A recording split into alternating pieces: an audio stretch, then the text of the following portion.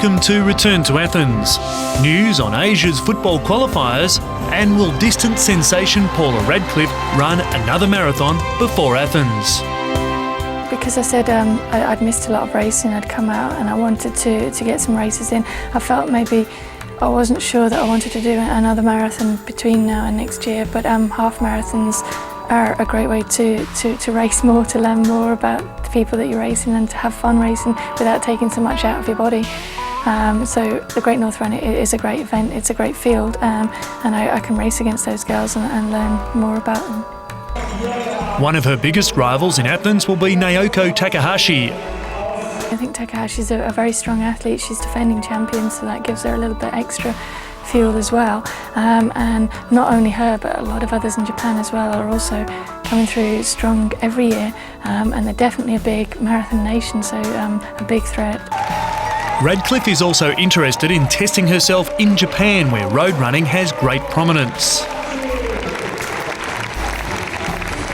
I don't know, I think I'd love for track and field and athletics to have the profile in Britain that marathon running and road running has in Japan.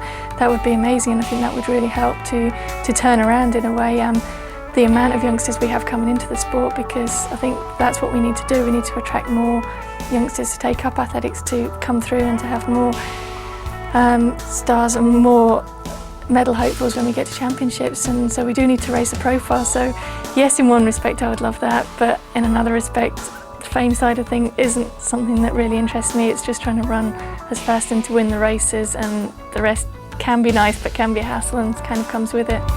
Radcliffe has been highly critical about the use of drugs and the testing for them. What we need to do at the end of the day is have a credible sport that people can believe in, and performances that people can watch and believe in, and also people who, when they run fast, they know that their performances aren't going to be cast into suspicion because we don't have the right tests in place. In Athens, she intends to enter both the 10,000 and the marathon.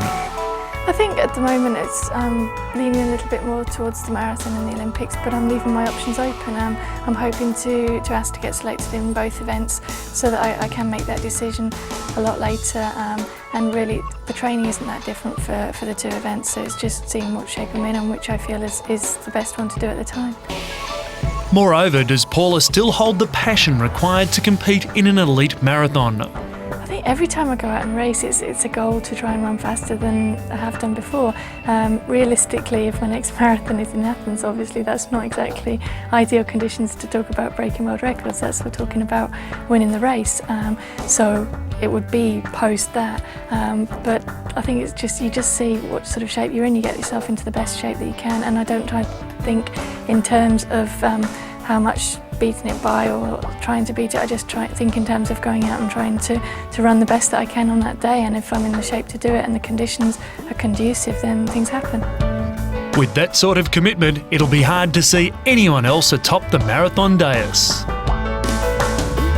And if you're thinking about being in Athens for the Games and wish to see the football, the preliminary action can be seen all around Greece, with the main matches taking place in Athens. Tickets cost between €10 and €140.